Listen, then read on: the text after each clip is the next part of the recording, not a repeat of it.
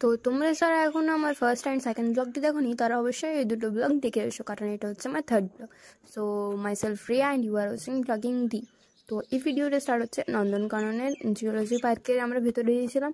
এবার আমরা এখানে দেখছো বড় মতন ডাইনোসরটা দেখতে পাচ্ছ, এর পায়ের নিচের হয়ে যাওয়ার রাস্তা রয়েছে, সেখানের মধ্য দিয়ে আমরা বাকি অ্যানিমেলসগুলোকে দেখতে যাব। তো তোমরা ভিডিওটা দেখতে থাকো আমার সাথে। যারা আগের ভিডিওগুলি দেখোনি তারা অবশ্যই সেগুলি চেক আউট করে আসো।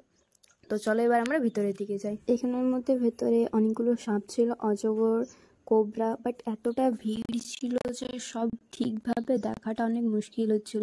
আর এখানে একটু আলাদা হলেই আর খুঁজে পাওয়া যাচ্ছিল না বাড়ির লোককে, ঠিক এতটা ভিড় ছিল। তারপরে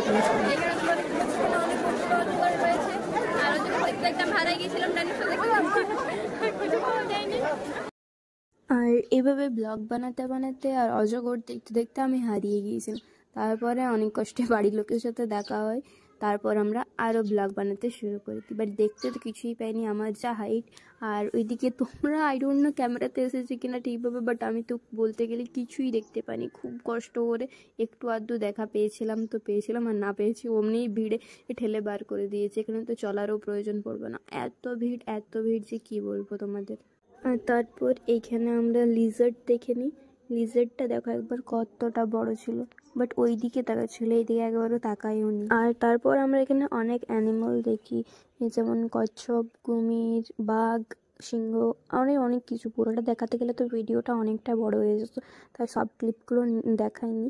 আর এইটা কি অ্যানিমাল বলো তো? তোমরা যদি কেউ জানো তাকে অবশ্যই কমেন্ট ডাউন করো, আমি ঠিক বুঝতে পারিনি।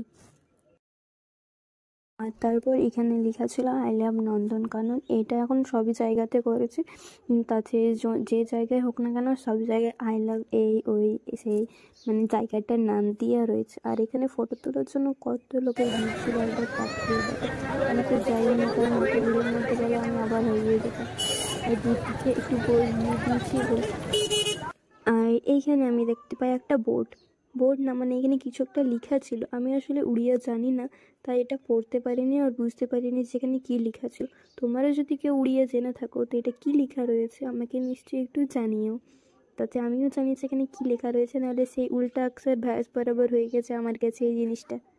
এইখানে সব থেকে বড় প্রবলেম হচ্ছে যেখানে নেটওয়ার্কের অনেক প্রবলেম। তো তোমরা যদি কোনো ছোট বাচ্চার সাথে আসো বা একসাথে আসো তো তাদের সাথে অলওয়েজ একসাথে থেকো, কারণ একবার আলাদা হয়ে গেলে সেখানে ফোনে কলও পাওয়া যাবে না, আর ইন্টারনেটের অনেক প্রবলেম রয়েছে, তা কন্ট্যাক্টও করতে পারবে না।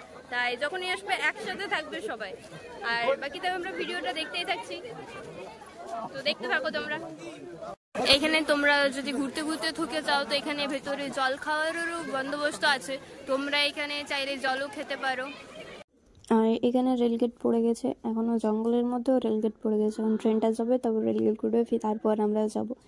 এটা টয় ট্রেন নয়, এটা একটা ট্রেনই, বাট জঙ্গলটা এটা সাপোর্ট করা হয়েছে। কমপ্লিট হয়ে গেছে, এবার প্রচন্ড টায়ার্ড হয়ে পড়েছি আমি।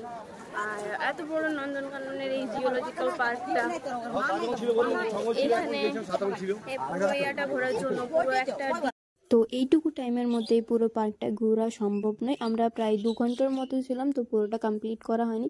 কতগুলো জায়গা দেখা হয়েছে। এখানে যদি তোমরা পুরোটা দেখতে চাও তো পুরো একটা দিন জুড়ে থেকো আর পুরো ইয়েটা ঘুরে নিও ঠিকভাবে।